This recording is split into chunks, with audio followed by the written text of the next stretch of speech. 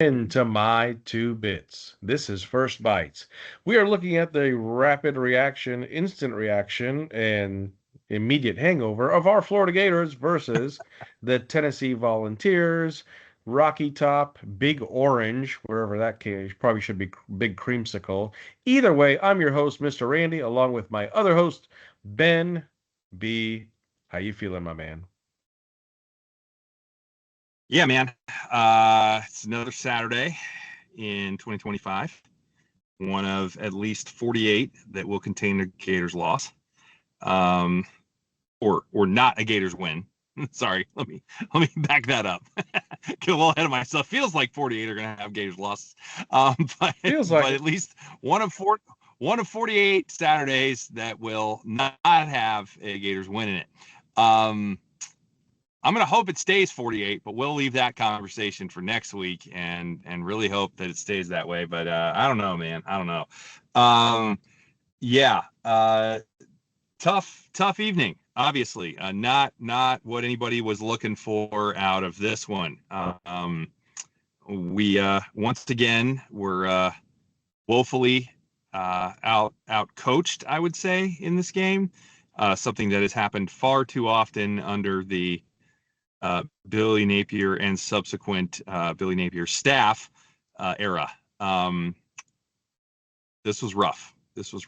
Not a lot of fun, but we do have some things to talk about and some takeaways. I don't know if I can really call them positive, but I'll I'll try to get in stuff that wasn't completely terrible like most of this game was, but yeah, I guess that's how I'm feeling. Is just another Saturday, another Gators loss. So the immediate hangover was a nice line. I liked that. How are you?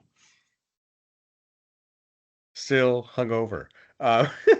Uh, it's interesting to me that you have a streak on the line, you have a lot to play for, you have not been at home in a month. You got a packed Yeah, crowd, exciting game all day. The excitement is palpable at prime time, the lights, and you'll lay an absolute goose egg. I don't. So couple things. I like what you said. As much as it pains me to say this, B, hats off to Tennessee, hats off to Heupel yeah, with the game plan. Fine, fair. yeah. But outside of that, to just get absolutely not just outcoached and outplayed, but just absolutely obliterated in that first half and then carry over zero momentum to the second half. And it took us toward the end of the third quarter just to get a score in. Uh, again, just did not expect any of that to go down and the way it went down. So that is not just a good word, that is the word. And we're going to get into it here shortly. So with First Bites, we're keeping it nice and concise, simple, just like the Gators offense or lack thereof. So just like our regular Yeah. show and our focus on factual analysis and all things Florida Gator football. Yes, we are going to make it as accurate as we possibly can, citing our sources whenever we use them. All statistical data tonight coming from ESPN using the box score. Thank you so much, ESPN. We appreciate it. Now, let's get into our opening point high level game summary. Take it away, B. Yeah, well, I'd like to say it was a tale of two halves because we didn't score in the first half and they didn't score in the second half, which is actually true. Problem is they Yes. had 31 in the first and we had 11 in the second, of course. So, Oh, so it doesn't really matter when you still lose by 20, right? So I guess you could say it was a tale of two halves, but but it didn't really make much difference in terms of that. So no, I think when you look at this, really the the high level game summary that I would have here is that Tennessee came out with a really good game plan, really on both sides of the ball. They had stuff that they were ready to do in terms of taking advantage of what they pretty much knew we were going to do. We've become very predictable on both sides of the ball, I think, and that's a problem.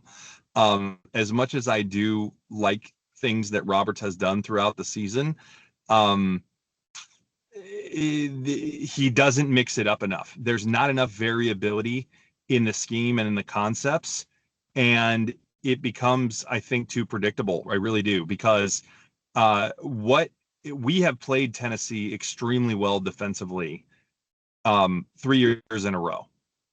And granted, last year was the only year we had Ron. I understand that, but we played the same concept against them 3 years in a row.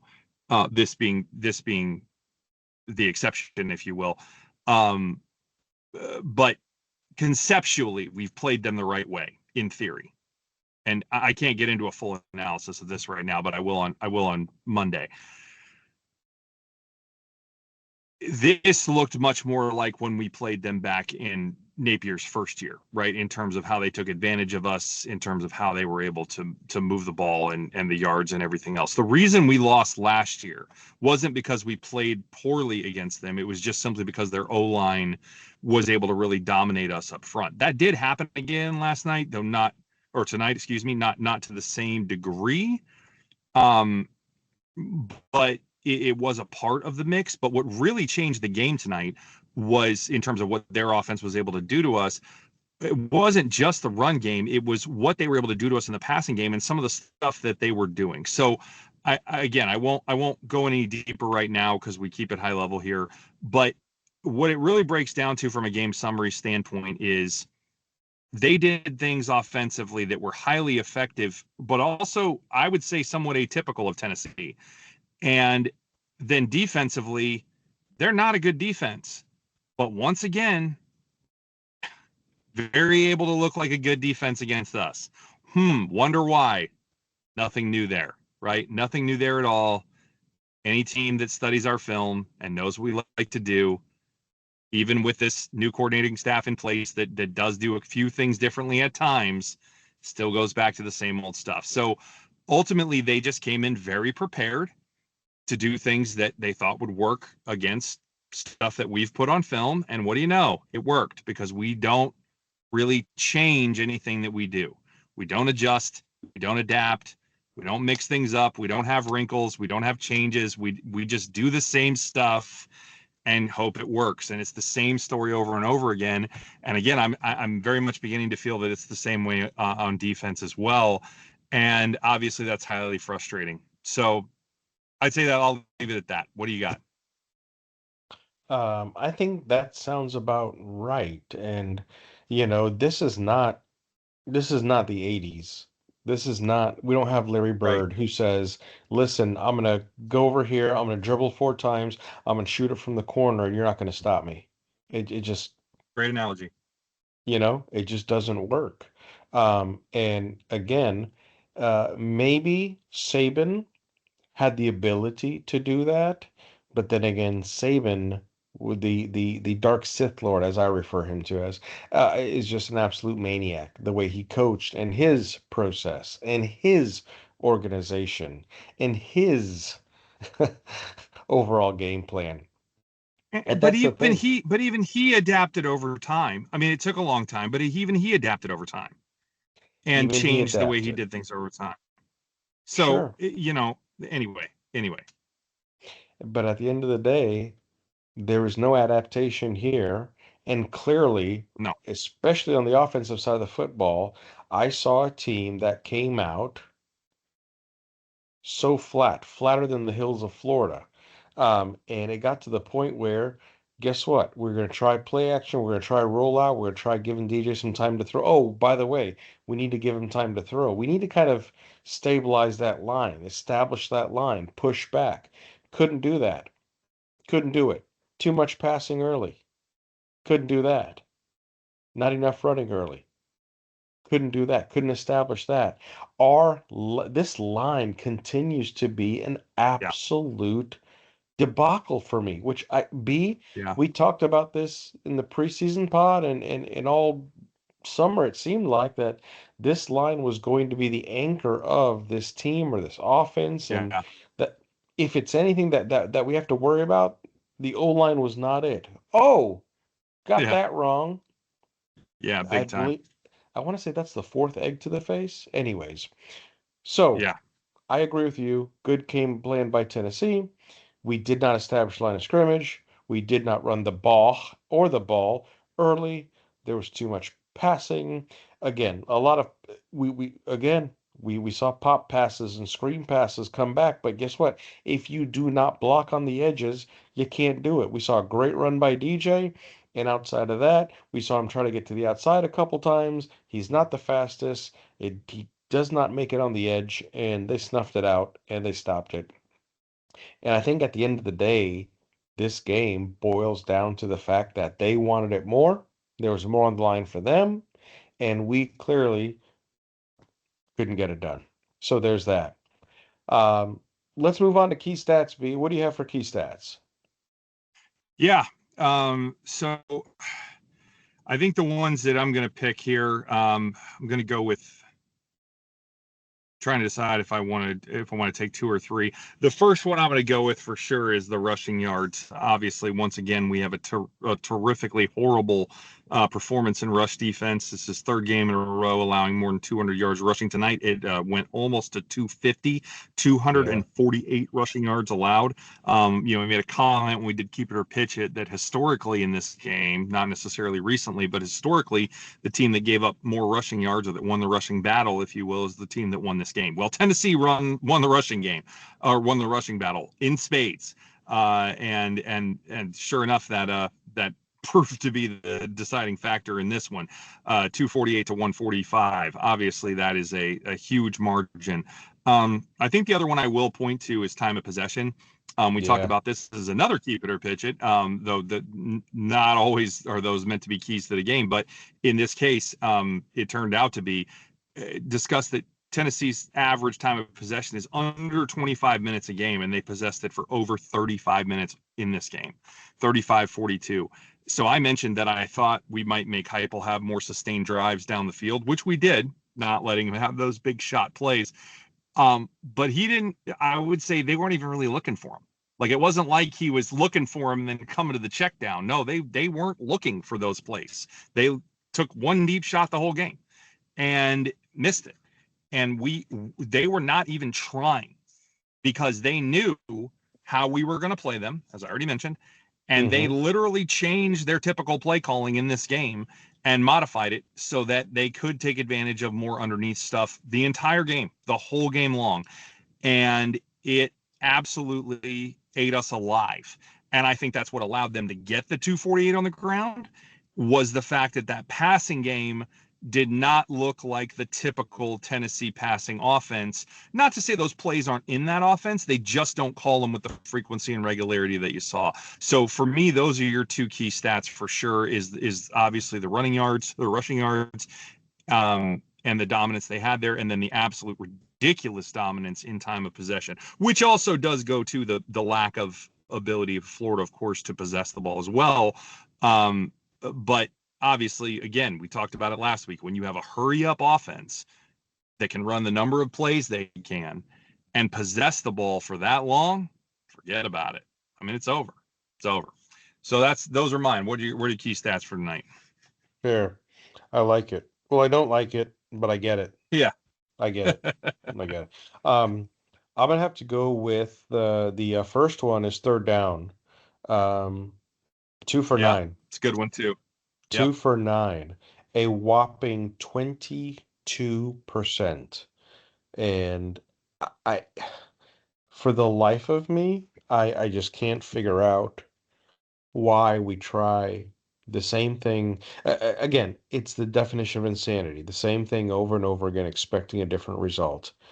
And for those of you who say the execution is going to make it different, then, well, please prove me wrong because it's Yep. just not happening in any facet, in any level, in any progression for this team. And it has not worked over the course of 3 and 7/8 of a year. So there you go. There you go.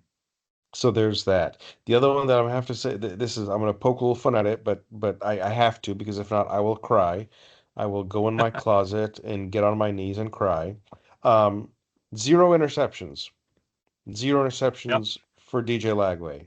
Would it have made a That's right. difference? Clearly not. But guess what? Zero picks because clearly He leads the SEC in picks, and he is second in FBS in total picks. So I felt like if they could establish the run early, get him in some easy throws, get him in some comfortable situations. He's at home. He's got the swamp. He's got the crowd behind him. He's got some really good things happening that would be good for him, but it didn't matter. Didn't really Yep. throw the ball that much, which is fine.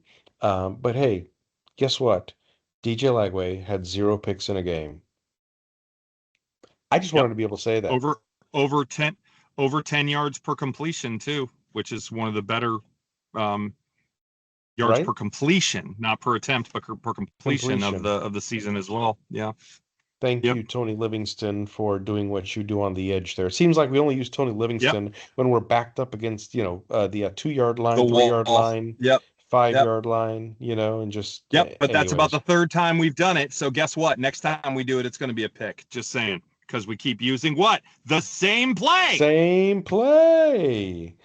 Oh Mm-hmm. boy, boy, Put it on it's film almost like enough. a Guess what's recurring going to happen? theme. Oh It yeah, just makes me absolutely. nuts. Just makes me absolutely nuts because there are 25 plays in the playbook, man. It's just crazy. It's just absolutely crazy.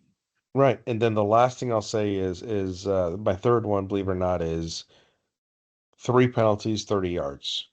Another game sub 5 penalty game. And again, we could not capitalize on it. Since Billy G took over, penalty wise, less than five or less per game, doing well in that Yep. arena. We just can't capitalize on it. Especially Though with two are well, go ahead. no, especially the big hold on Barber that negated Baw's Yeah. uh I was gonna say, big but big one play is in an the absolute first. killer. Yeah. Yeah.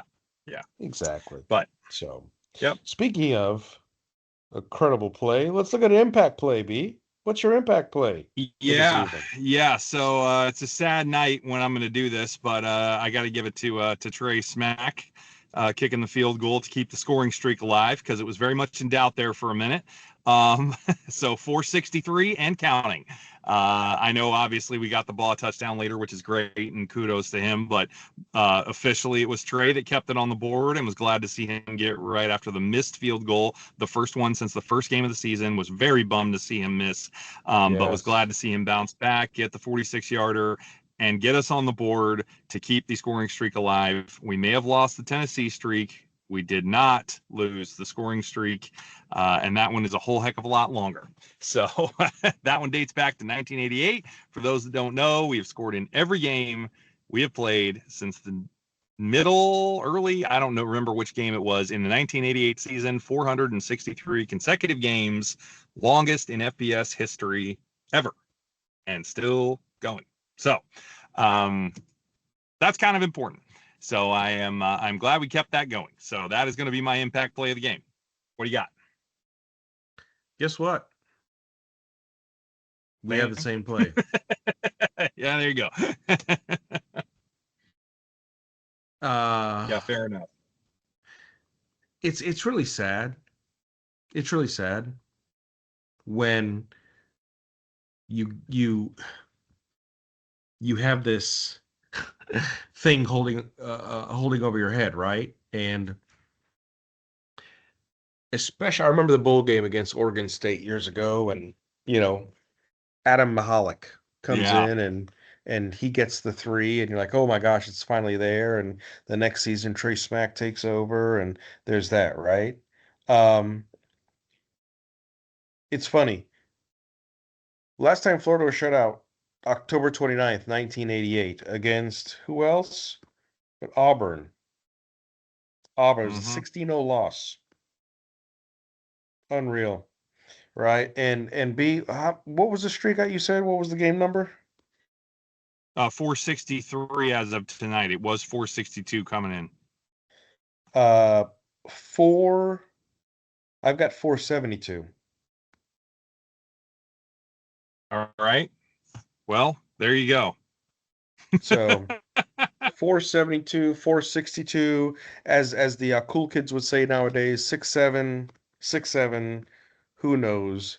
at the end of the day, when that is your impact play to keep a scoring streak alive, you know, folks, you just know that your program is in dire need of help. Okay, moving on. Player of the game. B, who you got?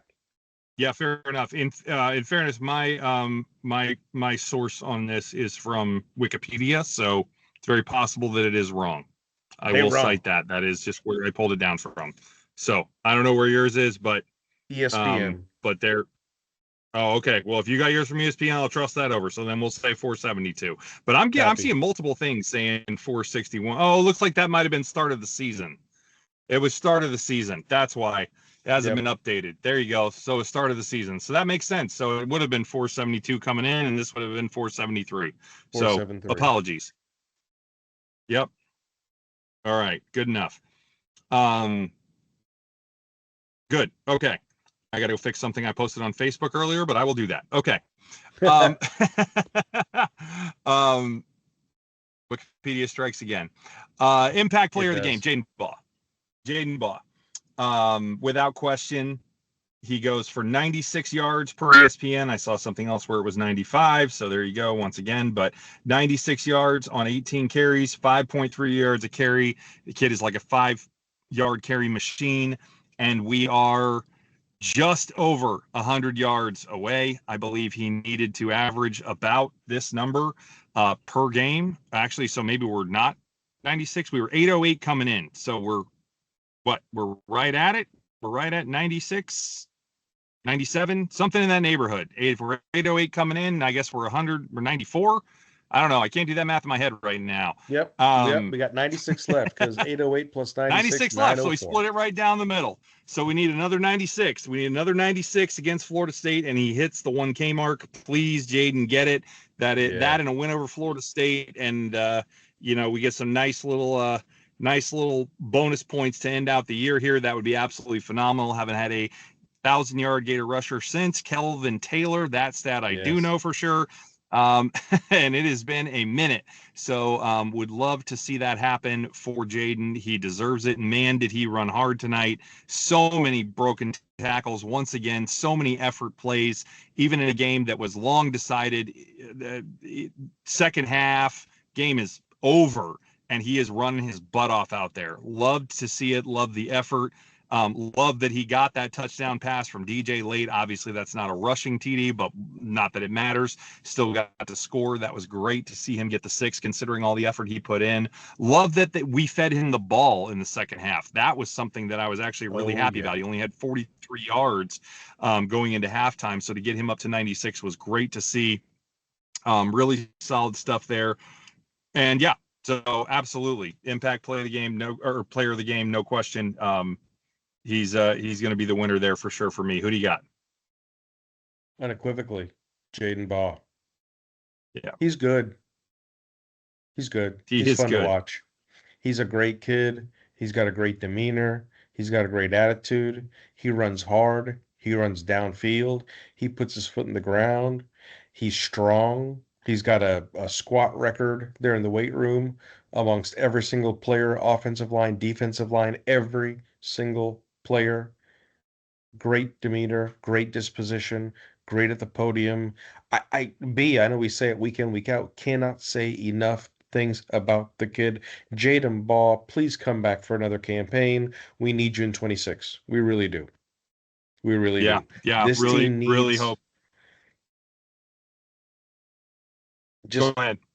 j- I don't know what else to say. We need more Jaden Balls.